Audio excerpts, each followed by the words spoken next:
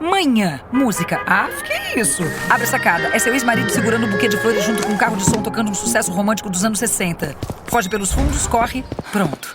Ele nunca vai imaginar que... Sabia que você estaria aqui, meu amor. Corre, hotel, tocaia na janela. Silêncio? Ufa, acho que despistei. É isso, hora de dar aquela merecida relaxada. SBP. Amar é proteger. Até o seu descanso. So how's your dry January going? You know, going dry or alcohol-free for the month of January as a reset? Well, it's become kind of a trend over the last few years, and it's actually got a surprising backstory.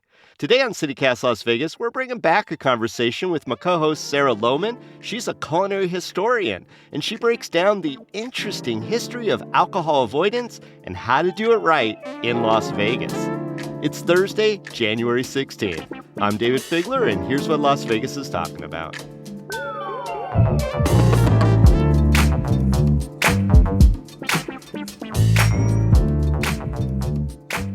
So why dry January versus, I don't know, sober October?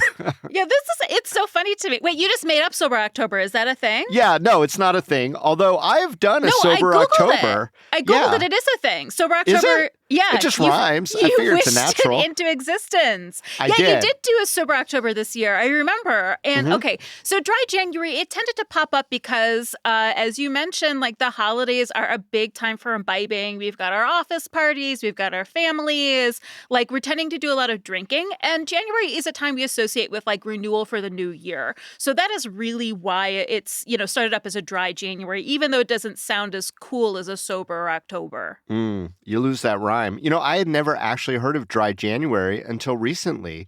So is it a modern invention? So yes and no. It was started in 2003 by Alcohol Change UK. So it was a British movement to start, but now it's really international.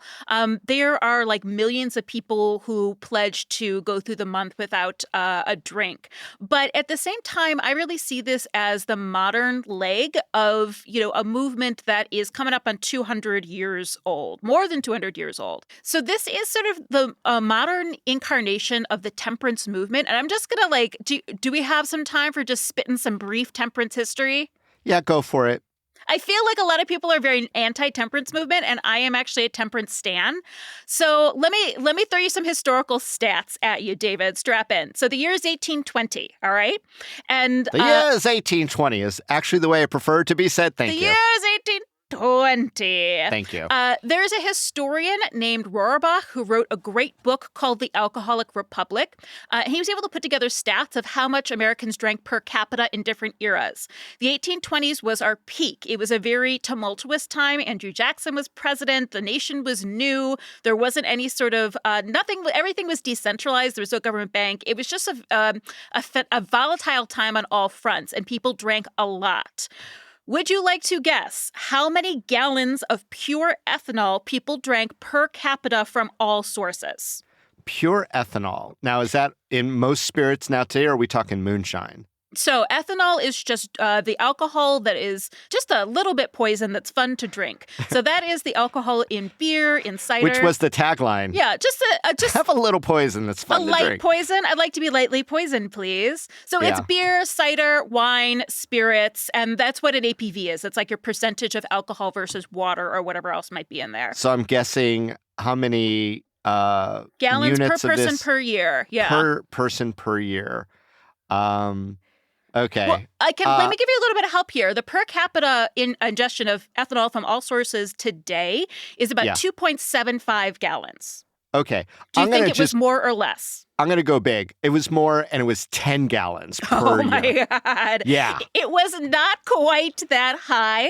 Well, okay. But it kind of was. So the per capita... in some quarters. It kind of was. Well, here's what it breaks down to. Like, the original statistics are like if every man, woman, and child was drinking the same amount, every American would have consumed 4 gallons of ethanol per capita per year from all sources. Okay. But since in the 1820s, women, children, the enslaved, and indigenous people were drinking a lot less than white men, European men. When you rejigger the statistics, white men... No pun intended. Yes, no pun intended. In 1820, were drinking 20 gallons of pure ethanol per capita. Oh my God. So I wasn't way high. I was, so to speak, I was way low. Yeah, you kind of hit the average, right? And what that breaks down to is 1 full cup, so 8 ounces of Devil's Cut vodka per day per man. Wow. Yeah. So it was a boozy time.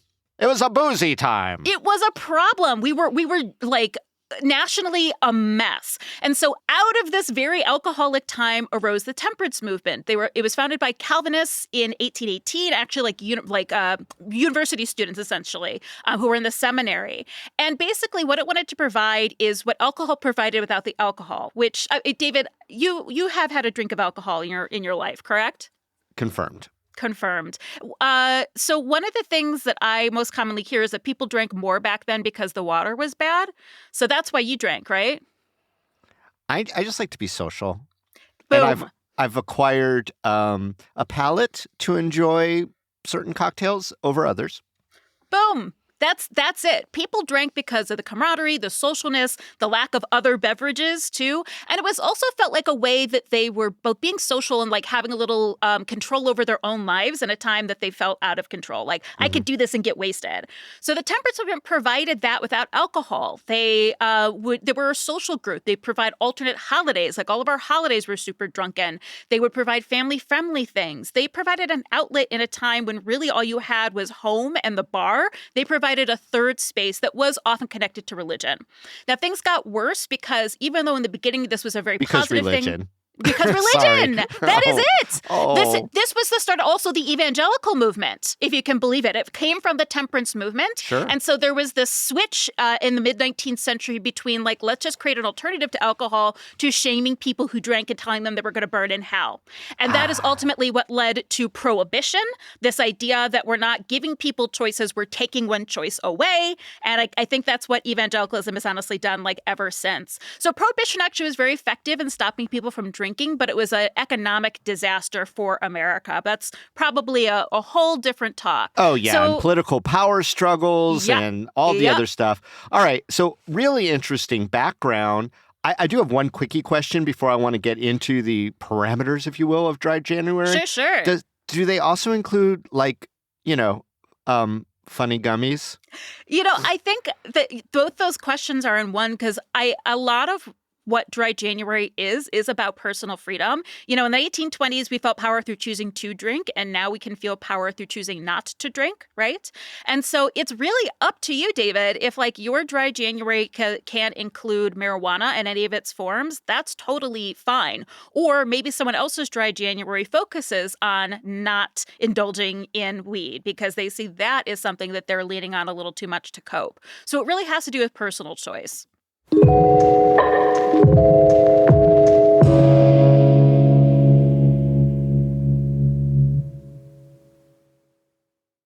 Tem um momento na carreira que precisamos dar um passo além. É hora de fazer uma pós-graduação. Só que muitas vezes o custo pesa no bolso, inviabilizando tudo. Com a pós-graduação do Senac, você não tem esse problema. Cursos com até 50% de desconto e muito mais tempo para pagar. TCC opcional, modelo flexível com aulas presenciais e online e alguns cursos com apenas 12 meses de duração. Não tem mais desculpa, hein? Saiba mais em sp.senac.br/pós-graduação.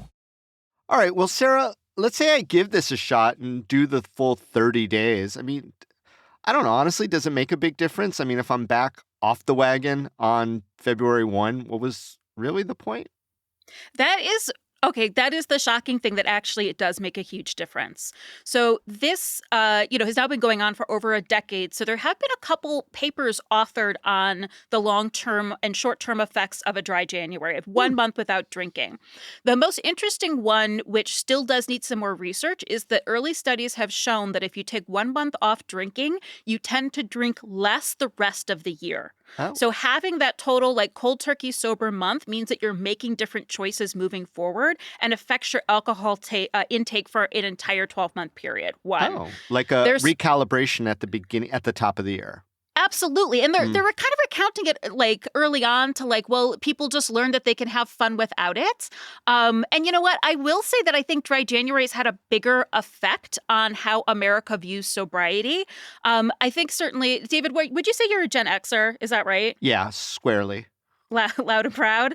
I'm an elder millennial, and I think that ours is very much a culture of like pounding a 12-pack of light beer, and like some really unhealthy drinking habits. And even when dry January started, like if you weren't drinking for some reason, because there's many reasons someone isn't drinking, you showed up at a bar. I feel like people in my circles would be like, "Why aren't you drinking?" And you get side eyes from bartenders. And that whole attitude has dramatically changed. So it's not just personal changes, and I can't have fun without drinking. There's been a societal shift here in America of like, oh, you're not drinking, no problem, right? So that's, I think, a huge shift that's really important. But as far as like personal health, so they did a survey people take place in dry January. They do it every year. 67% say they slept better and had more energy. More than half lost weight, and more than half reported better skin in just a month, too. But there's also some really important health effects, too. There was a decrease in blood pressure around 5% and an improvement in diabetes risk of almost 30%. So there is, and again, this is just from 1 month of drinking that then leads to better choices year round. But the test they're taking at the beginning and the end of dry January is showing a huge difference. Yeah. And you mentioned, the sort of social, stigma of not drinking. And I'm wondering, is it a little more so in Las Vegas? Because it's so prevalent. I mean, while it is slowly creeping up, we do have less last call than other places. That is really hard to say. Yeah. And there's also just this prevalence of alcohol everywhere. In a lot of places, it's even free. Do you think it's harder to do a dry January in a place like ours? I think that the outside perception of Vegas is, a lot of my sober friends avoid it, won't sort of even give it a chance because the temptation is so strong. I actually saw John Mulaney perform here during my first week in Vegas, and he commented that he had to have like an entourage around him at all times as someone in recovery in Vegas. So absolutely it can be hard. But I think that temptation certainly exists a lot more on the Strip, and there's a lot more options for us locals. My best friend here, Kim Miller, she runs Sober in Vegas on Instagram and the website. So she has lived here as a sober adult. And part of the reason that I moved here was that through her Instagram, she showed me an entirely other Vegas separated from substance abuse, essentially. But also because of this broader shift, like you can go into great bars both on the Strip and off, and they now have a really lengthy non-alcoholic beverage menu, whether that's non-alcoholic beers or cocktails or whatever it is, mocktails. And even if they don't, there are most of the bars around here, if you ask them to make you something non-alcoholic, they absolutely will. I think some of that is capitalism, that bars just realize they can make money off of people not drinking. Yeah. But I hated it if there was some reason I wasn't drinking, let's say a decade ago, and I go to a bar and get side-eye, if I ordered a Diet Coke or something like that, right? So there's been a shift in terms of the hospitality industry as well. Although I do think that the stigma is hanging on here probably longer than it does in other places. I mean, also smoking indoors. But totally. Yeah. Well, you've done dry January, and I don't like going into bars if I was doing it and say, oh, give me a Diet Coke, or God forbid, they just push on some very juicy thing at you that has nothing Heartburn. but sugar and juice in it. Yeah. So what are some good Las Vegas hacks for dry January? Totally. So whether I'm at home or if I'm meeting friends at a bar, my favorite drink to order is just a bitters and seltzer, or I think you guys use the word soda out here. I asked someone for a seltzer once and they looked at me like I was crazy. Is that, what's the local vernacular on that? Yeah, no, it's soda. Soda. Okay, so bitters and soda. At home, I mean, there's just like literally hundreds of different bitters on the market that you can purchase and use at home. And at bars, if you're going to a craft cocktail bar, they've probably made their own bitters. So they get like really excited to pour you something that's really going to feature their hard work. Now, most bitters are made with alcohol. But you're putting in, a couple drops. Very modest amount. So again, it's where are your personal boundaries? Like how sober are you going? And to me, that's okay. Kim, sober in Vegas, she loves an alcoholic beer, and she also loves hop water as well, which is basically like seltzer flavored with hops. She really misses sort of hoppy beers. She does love going to tiki places. She points to Frankie's, like our local tiki dive bar. She says the bartenders are great. They'll just ask you like what kind of flavor profile you like, and then make you an non-alcoholic drink that matches that and put it in a tiki glass too. So you can also fly under the radar.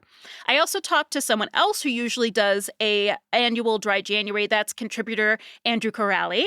And he gave a couple great tips for great bars around town too. He said that Liquid Diet, which was relatively new downtown, they've got a finely curated cocktail menu with non-alcoholic options. He actually called them mixological wizards. So that's a pretty high compliment, I will think. confirm that. Yeah, you're into them? Well, I will confirm, having been there, they have an entire professional grade kitchen that is devoted not for food, but for cocktail ingredients. Wow. So yeah, they go over the top over there. So you're going to get some amazing stuff there. He also recommended Main Street Provisions, which is a favorite of both of ours, especially CJ the bartender, who can make some non-alcoholic magic, quote unquote. In general, too. Oh, you know what? You were just talking to me about the new Pirate bar, too, yes, right? You were there and you were not drinking. What was it? Straight Pirate. So they also offered you non-alcoholic options as well. Yeah, they had their menu of what I would consider tiki-forward concoctions that had a lot of ingredients, but they also had non-alcoholic spirits that parrot things like gin, etc.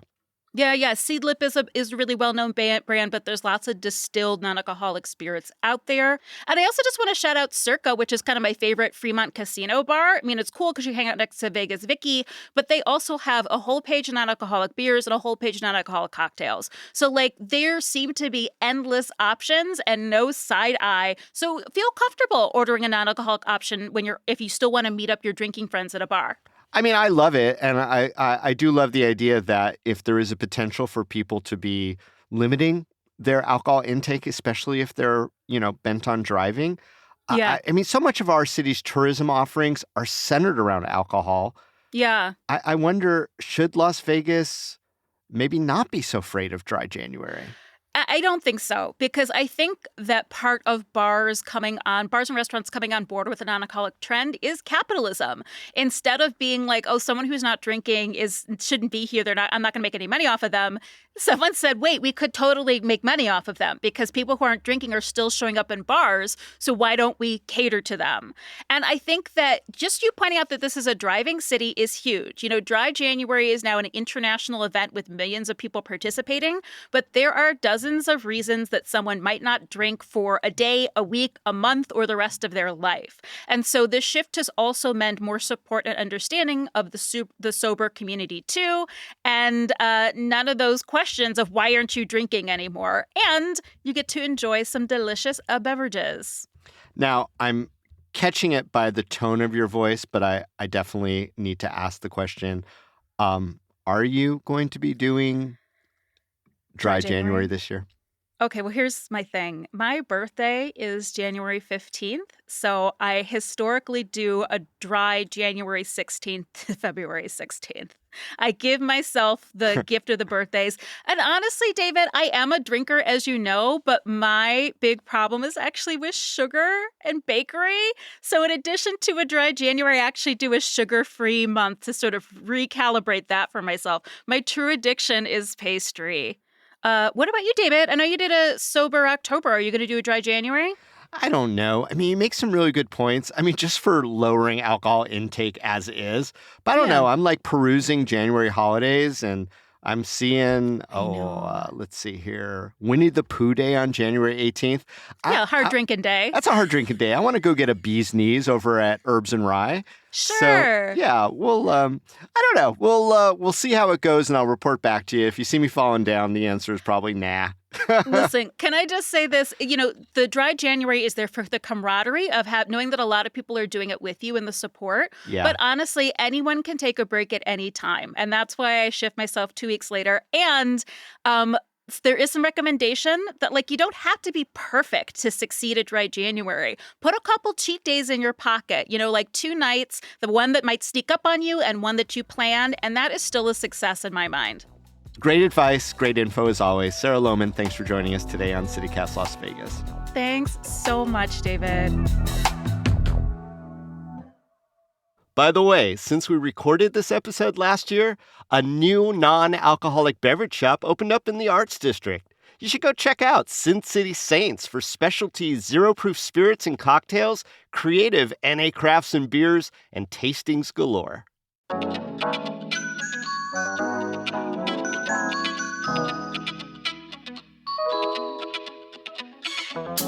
That's all for today here on CityCast Las Vegas. If you enjoyed the show, hey, go tell a friend. You can also rate our show. You could leave us a review too and subscribe to our morning newsletter. We'll be back tomorrow morning with more news from around the city. Till then, stay lucky.